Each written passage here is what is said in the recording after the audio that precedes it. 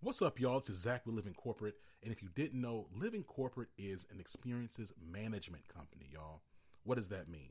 That means we help organizations support their go to market strategy through building market trust, as well as their employee engagement strategy by building employee trust. And how do we do that? Well, we have data analytics and organizational assessments, we have our e learning platform, and we have our media capabilities, our brand storytelling capabilities. What you're about to listen to is an incredible conversation we had with the executive leader at Capgemini. Capgemini is a global consulting firm shaping the entire world, organizational transformation, digital transformation, technical implementations, you name it, Capgemini does it. So excited and thankful for this campaign. Shout out to Janet Pope. Shout out to the executive leadership team. I'm excited for you to get into this discussion. Here we go.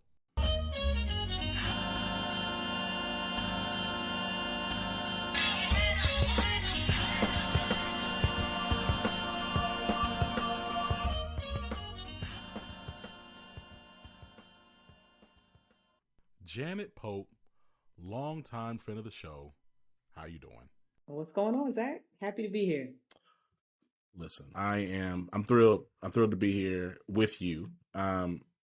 You are, I don't know, there's a bunch of titles I could give you, right? But I'm gonna just say, like, you the Don Dada at Capgemini, right? You're the glue. You're the connective tissue bringing all these things together.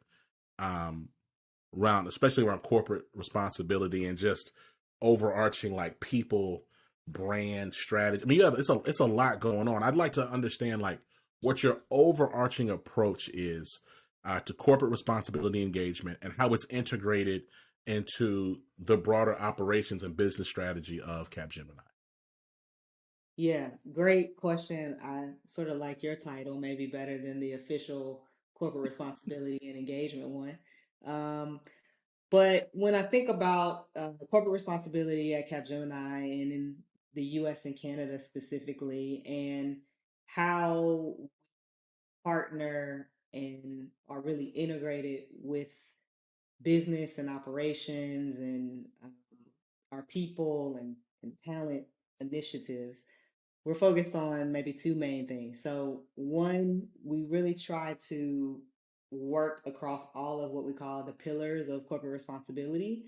And so, when we think about diversity, equity, and inclusion, sustainability as we reduce our own carbon footprint, digital inclusion in the way that we volunteer and give back, leveraging our own technical skills, we don't look at those as silos. We look at them as, there are intersections between these topics. And when we're volunteering and we're training and mentoring people from vulnerable communities on technology, we want to make sure that those groups and cohorts of beneficiaries from that training or learners from those training programs are women and underrepresented minorities or historically marginalized communities.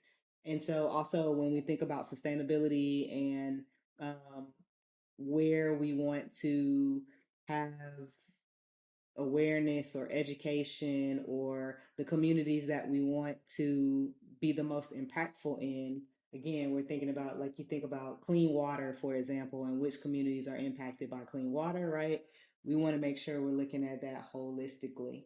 And, I might even say I want to see more women, more Black talent, more Hispanic talent leading on sustainability topics.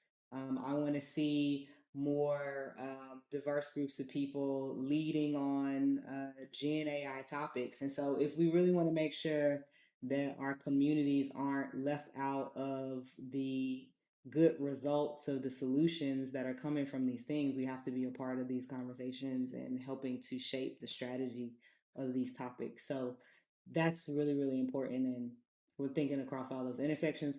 The other thing from a business perspective for Capgemini is really our purpose. Our purpose statement as a company has inclusion and sustainability anchored throughout it. So if we're really what we call unleashing human energy, leveraging our brain power for an inclusive and a sustainable future as the purpose of our organization, it doesn't get more corporate responsibility focused than that. So, really wanting to make sure we're doing that with and for our clients. And, all of this is to have a better society, a better planet, a better world. And I hope most, if not all of our people really feel like they're enabled to make a difference for their clients and their clients' customers in these ways.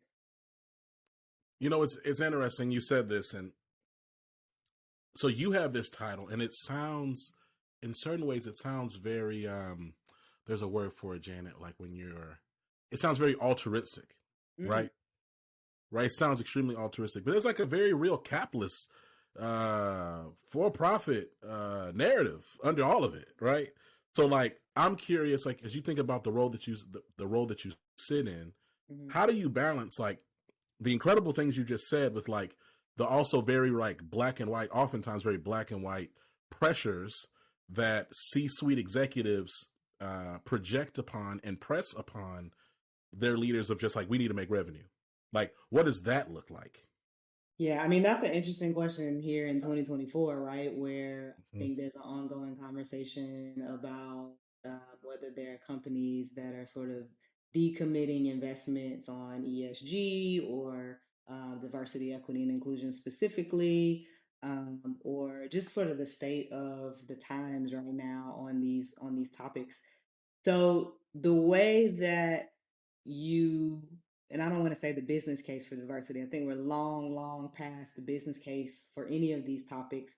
But the way that we try to make sure that it's really clear the value and the benefit to continue to drive our commitment and deliver is based on, for us, the ability to partner with our clients on these topics. So, for example, I'm not sure when this will post, but we're heading into International Women's Day, and a lot of planning around International Women's Day, global event for many, many companies. And so our clients are celebrating International Women's Day as well. There are things that we can do together to continue to grow and expand our relationships in the communities that we're working in, and this is a great way to do that. So there's a way to learn from each other, do things specifically in the community together in our volunteering.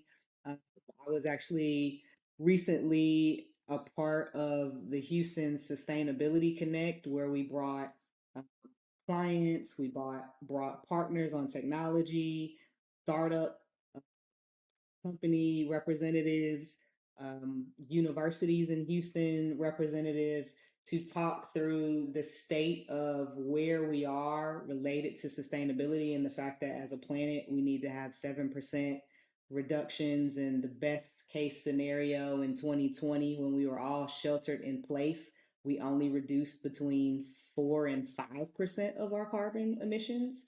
And we need to get 7% annually based on the last meeting of the World Economic Forum in Davos. So this is a problem. This is a challenge. And we're not going to do it as one entity, as one company. We have to come together across organizations, including agencies, governments, et cetera, if we're going to get anywhere near where we need to meet our sustainability goals as a planet.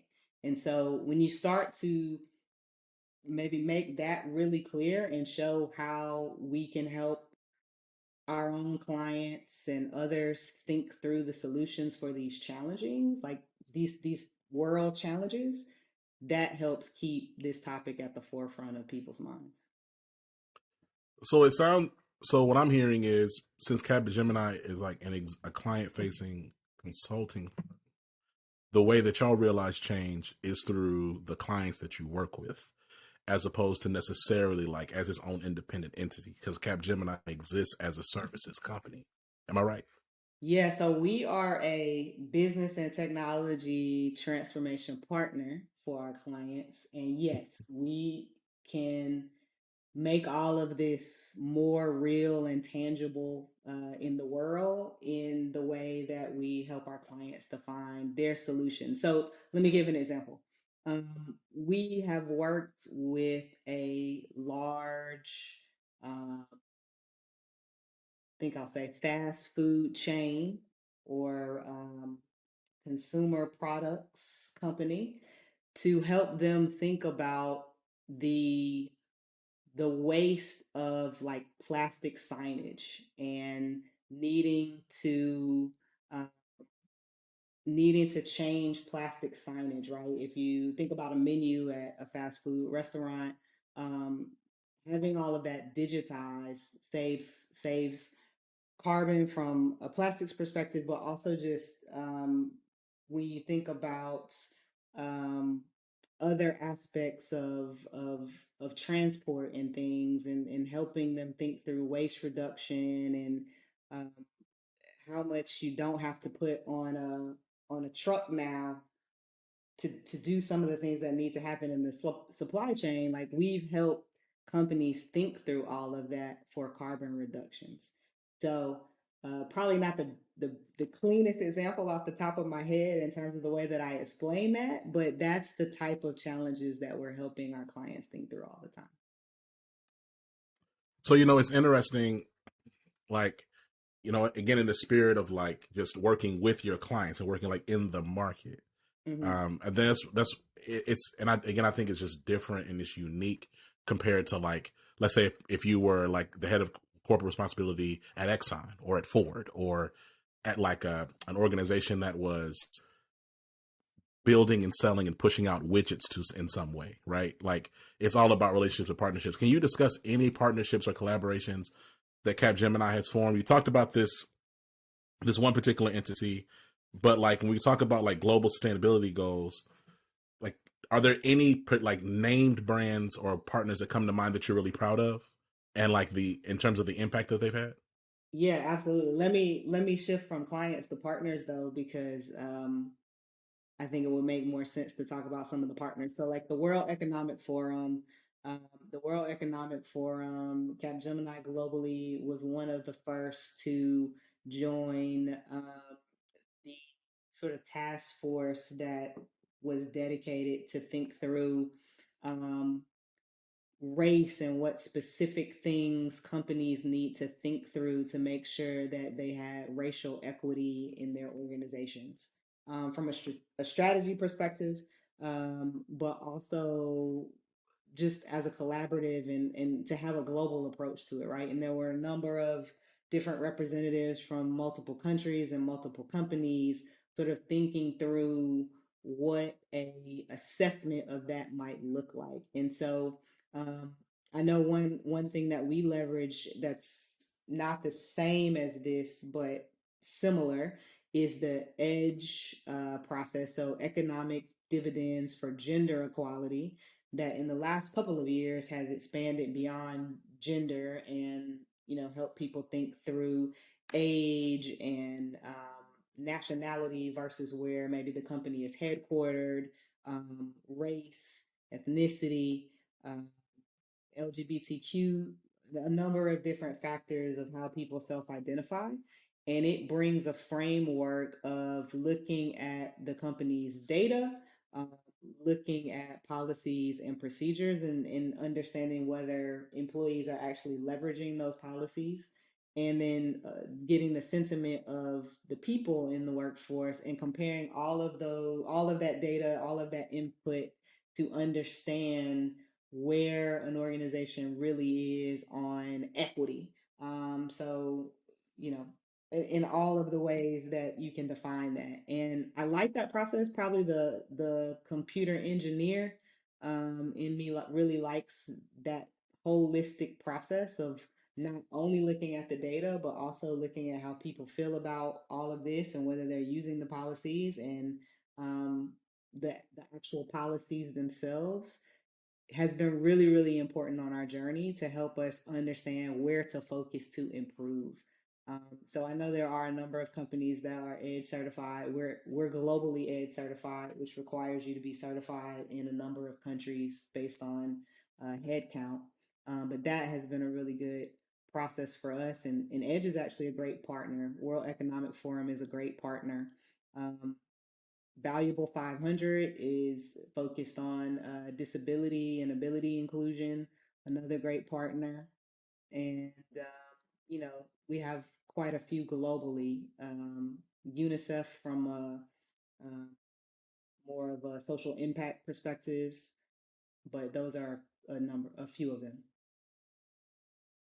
So it's interesting. You talked about data a good bit there, and obviously there's multiple and different types of data sets that you're having to pull from to even really get an understanding of what's happening across your strategic efforts. I'm curious to understand, what does the data tracking look like at Capgemini? Like, and how do you feel about it today? Like, and then also like, where would you aspire, where would you hope or aspire for things to be if you're not exactly in a perfect place today?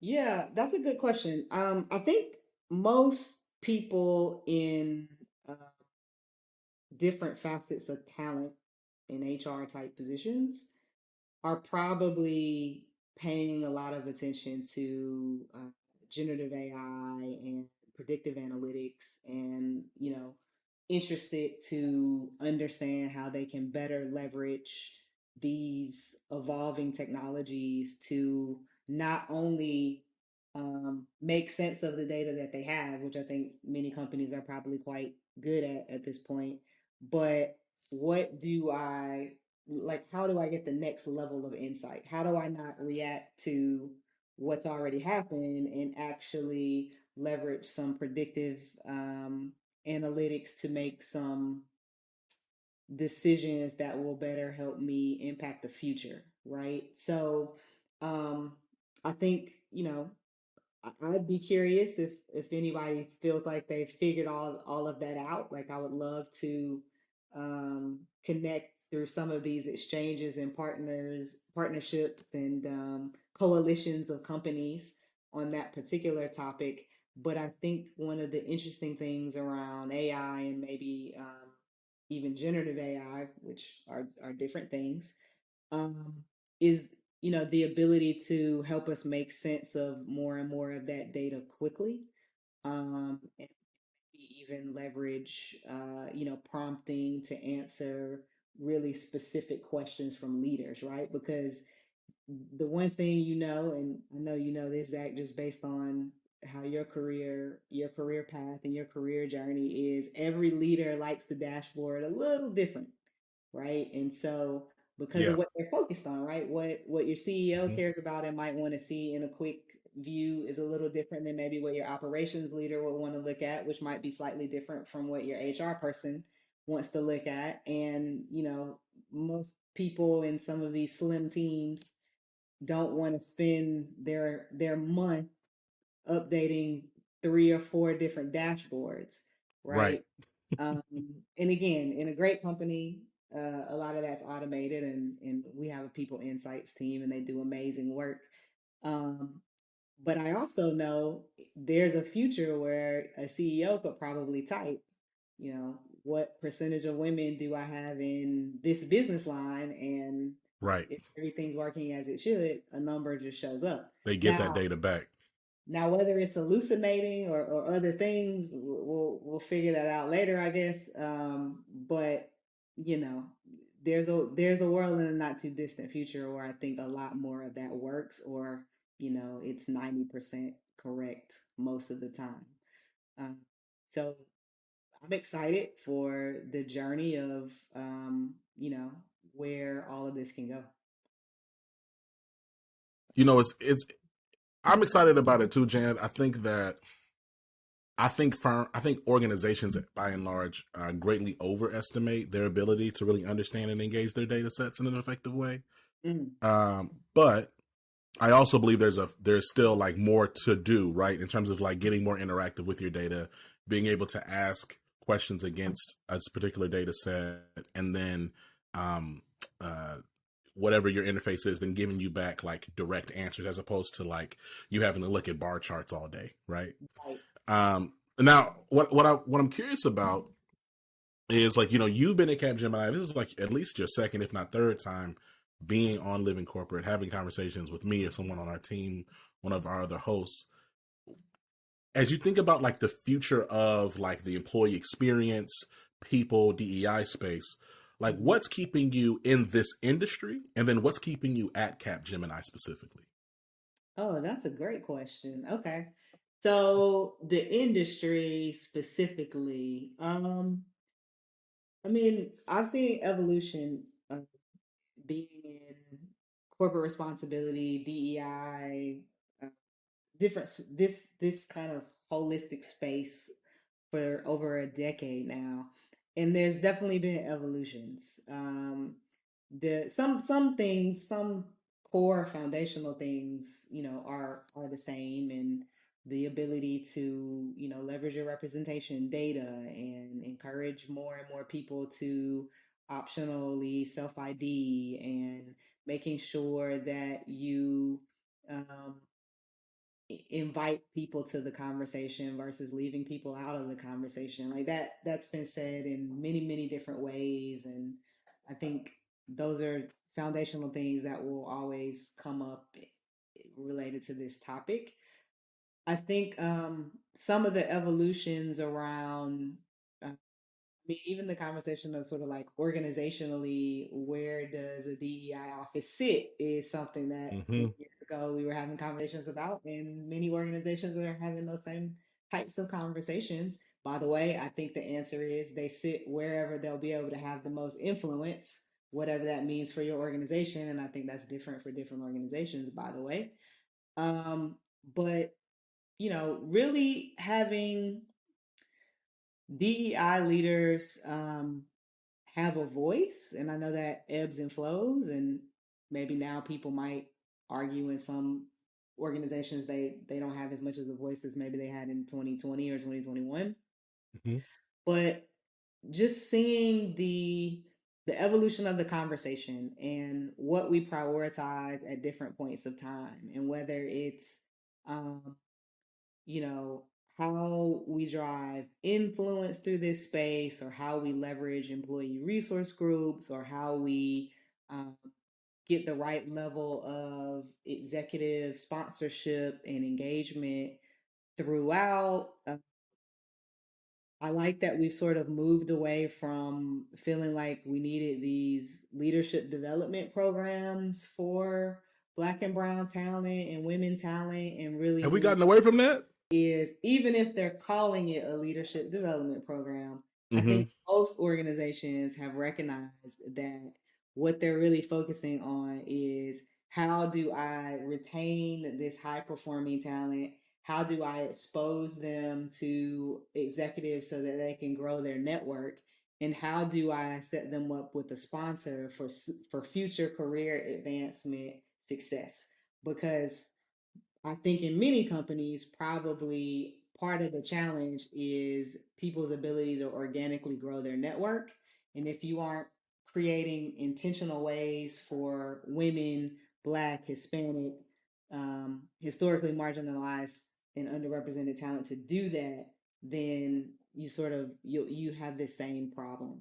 And, either they hit a ceiling from a development perspective, or they leave for other organizations. So to your point, maybe even if they're still calling it a leadership development program, I would hope they're focused on those three elements more than the fix the broken people element. I love the fact that you're addressing this is like one of my pet peeves, right? It's like when it comes to people, employee experience, and then and when you think about talent, a lot of times, especially with the story and with like Black and Brown talent, young talent, there's this like over indexing, or like or this individualizing of the situation. Oh, well, there must be something wrong with them, so we need to put them through something so they Mm, can be fixed up, right? right. So they can be rightly conditioned to then work in our environment. Our environment isn't the problem; they're the problem. So let's Mhm. make sure we put them in this thing to like whatever. Now look, we ain't go too much behind the scenes. There's a term I want to say, but I recognize it's a Capgemini sponsored campaign, so I'm not gonna say it. But on the Patreon, I'm gonna say it. But like, there's this term to help basically people assimilate right into these broader. And it's like that's not really what it's about. Like, think systemically and think about how your organization might need to pivot and shift and change to Mhm. create the environment that's going to be conducive for overall success. Look, Janet, we've been talking. We can talk, frankly, quite a bit, right? I'm confident we can go on longer. Before I let you go, looking ahead, what are some of the key priorities or goals for Capgemini in advancing its corporate responsibility agenda, and how do you envision the company's role evolving in the broader sustainability ecosystem? Yeah, just give me a second because you said something there that triggered a thought in me before you moved on. Um, that I'm just trying to get my thoughts together on. No Uh, pressure. it was the fix the broken people thing. I think because I'm always so irked by that. I'm probably just having like an emotional reaction It's a to. well, it's a common. I mean, as you put your thoughts together, I'll continue to go. Like, it's a common position. It's really the default position. It's interesting, right? So Jason Tatum recently announced this whole financial literacy program thing. Now, look, I got on my little online, and people sometimes, Jan, I forget I am who I am. So I'll be saying stuff. I don't be thinking people really be caring about what I gotta say, like, which I know sounds ridiculous because we're sitting on a platform I own with thousands of people. So, like, you think at some point I would realize people actually care. It's probably I need to unpack it with my therapist. The point is, he was talking about we got this financial literacy program, and I said, poor people are poor because they don't have no bread. It's not because they don't understand like the interest or the benefits between like a government bond or a certificate of deposit, or how you use how you transfer or convert your traditional IRA into a Roth IRA, or why like an index fund might be more advantageous in a particular season than like a particular stock. Like, that's not why poor people are poor, right? Mm. Like, poor people are poor because they don't have access to capital. They're poor because they don't have, not only do they have access to like immediate capital to help like their lives be a little bit easier, just a little bit better, but they're also poor because they're in environments that are resource deprived, from their food to their like educational resources, ironically, to even like the financial institution they have access to. It costs money to travel more than X amount of miles. Right. They're working hourly jobs, so they can't just they can't just like book a random Saturday or Friday to go to a bank 40 minutes away. Like, they're so it's like, it's more systemic than that. And so sometimes, though, you look at like these poor black, mostly black and brown communities, despite the fact, newsflash, that a lot of white folks are also poor. Right. We want to say, oh, they're illiterate, right? Even like the term financial literacy is soaked in classism and racism, right? So it's like, and so I said that, and there was this like response of, financial literacy is important. If you give a poor person a bunch of money, they're gonna spend all that money up immediately. And it's like, first of all, that's not what we're talking about, and no, they aren't.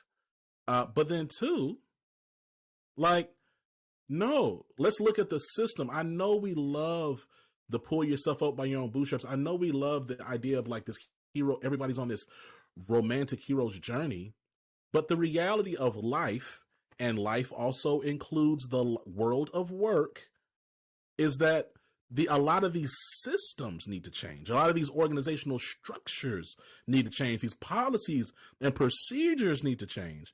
I'm not saying that people are faultless and without blame, but when we over index on individuals, then we look up and we see planes falling out the sky and we blame DEI for it. So that's where I'm coming from. You know what I'm saying? All right, now did you bake your thought? Are you ready? That actually happened. Yeah, I'm ready. So the other thing I would add to my point around there's no, we're not trying to fix the broken people, right? It's really about giving people a platform where they're enabled to shine as leaders and making sure the right people are in the room to see them shine. So that's the way that I'm approaching it. And, when we think about this, I've also thought about this around like the context of women specifically. And for example, I talked about International Women's Day. A lot of times when someone's going to host an International Women's Day panel or an event in March around gender balance and women, it feels like the themes are always soft skills or leadership development or be your authentic self or these leadership skills that are great, that are needed. We want to have them. We want men and women and non-binary people to have them, by the way. But why is it always when we group have something together with a group and it's themed around women, it seems to always be about those types of skills? Where I actually think, how about next International Men's Day? That's an actual thing. Let's Did not have, know that. that is a real thing. Google it. I think it happens in October or November. It's toward the end of the year. Okay. Um, let's have those panel discussions about EQ and soft skills, and let's Because focus the March discussions on, just are we connecting on the right things related to um, business acumen or, um, you know, what are the conversations that are happening on the golf course that maybe we're not a part of? because let me say this though, Okay. because men do need the EQ classes now. Yeah, we The all need men, to. Let's be yeah, but let me just say though that the men, the lack of self of awareness and just cognizance of like, hey, why would you do that? Why would you say that? Why would you make that business decision? So, absolutely yeah. beautiful, very fair point. Um, And as I think back, let me be fair though. I'm not, there are many strong women leaders who are clearly very business savvy, right? I'm yes, just trying to figure out why we seem to always theme women's events around soft skills and we're not sharing all of the wonderful business knowledge and technical knowledge and process knowledge and strategy with each other. Why do we seem to always want to coach each other and have panels on um, confidence or um, executive presence or navigating your career, right? I'm just it's a, it's asking. no, no, it's no, it's no, it's. I mean, they're fair rhetorical questions. I think that we have to just be honest and name and clock the fact that the things that that they're not graded on, that we're just, they're not graded equitably, right?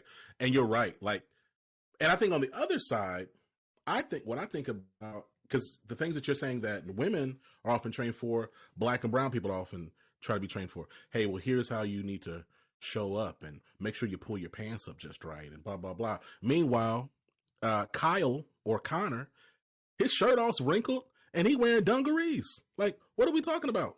What are we talking about? I'm dressed, I'm suited and booted. I look great out here. You know what I'm saying? Don't get me started.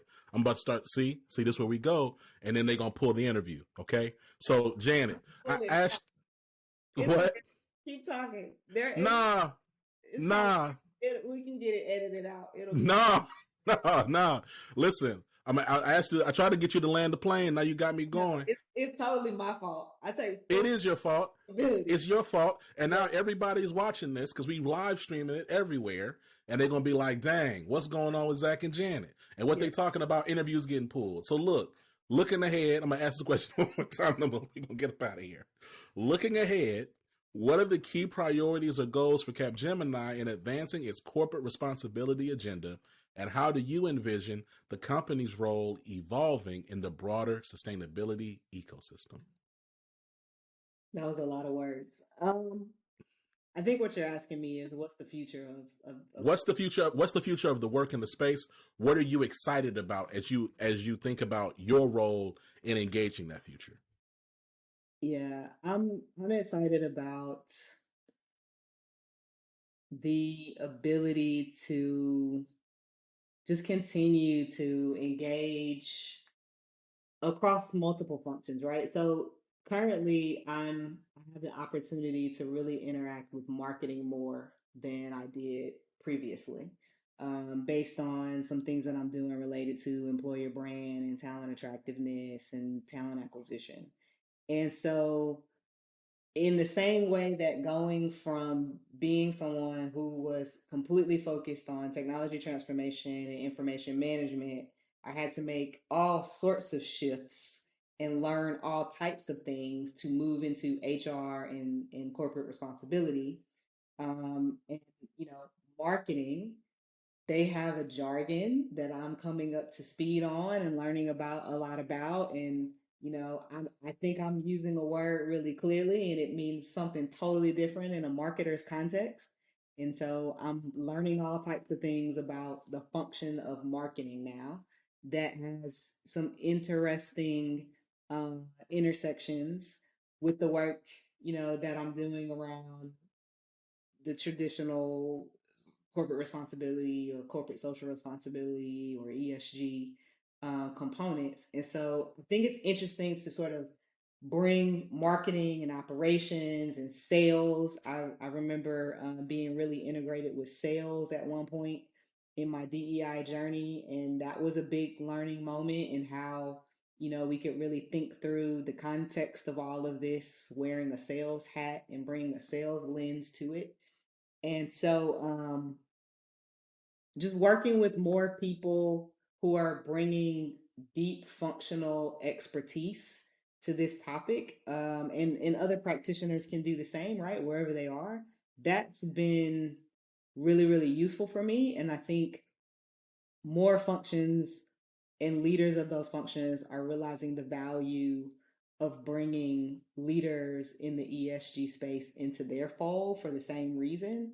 So these partnerships, I think, and that was happening before too, but it feels like the partnerships are continuing to evolve and people are seeing more and more value in those types of partnerships. And certainly, I think generationally, the value of multiple perspectives and the openness of, just kind of getting those different perspectives, regardless of your function, that gets more and more important generationally. Janet, look, you're a friend of the show. You're a friend of mine personally. Okay. I appreciate you. Stop laughing. See you, and that's why we. Okay. I want to thank you for being here. I appreciate our conversation. I'm excited about the work that Capgemini is doing, and I'm gonna just do a little bit of meta plug in here. I'm excited about this Capgemini campaign. Okay, got some really dope leaders that we're spotlighting. I'm really honored at the fact that Living Corporate is able to be in partnership with Capgemini, and I'm excited about the other conversations we have queued up as a part of this campaign. Okay, we will talk to you soon. People much more interesting than me, by the way. Okay. Here you go again. Island How are they career. much more interested in you? Ain't you a DJ? That's true. I'm actually gonna DJ my sister's 40th birthday party coming up And in you have May. incredible, and your hair texture is incredible. You look like you could stand in for any of the DeBarges at any point in time. Okay, we're taking it there. Okay. You don't Um, know, those are beautiful people. Are you? Are we? Wait a minute. of course they are. Of course they are. Of course. Oh, okay. Because I thought we were trying to. The bar. Those are. I, They are lovely. why bring this up? Why bring this up at all? That's all I'm saying. Um, But you. I'm just okay. That's okay. That's fine. Janet, you and I are friends. I thought I could give you a compliment and you'd appreciate it. You are in a special class of beautiful black people. I Like you agree. think about the DeBarges, Smokey Robinson. Even listening to this live at this point, like there's better things you can be doing with your afternoon. I'm just saying. I'm Okay. trying to infuse more chaotic, positive energy into these shows. I'm noticing as I look at our data, like they perform better. I really, to be honest. So, Well, people like drama. but So we're not being dramatic though. no, but that's the closest that you're gonna get to drama on a living corporate podcast. So Well, that's true because we're not messy. But look, air horns to you. Okay, you can't respect to really you. hear them because your sound canceling is really great. Oh, But is it really? Is it that great? yeah, there was nothing. But I know that you were throwing the DJ air horns, and I appreciate it. And I'll be your sound man. So there you Thank you. go. Thank you, Janet. Hey, we'll talk to you soon. And we're excited about people checking this one out. Phenomenal conversation. Thank you again. All right, y'all. That does it for us today at Living Corporate. Thank you so much for checking out the pod. Make sure You click the links in the show notes to learn more about Capgemini and all the incredible work they're doing all around the world. Very excited. See y'all next time. Till then, peace. Living Corporate is a podcast by Living Corporate LLC.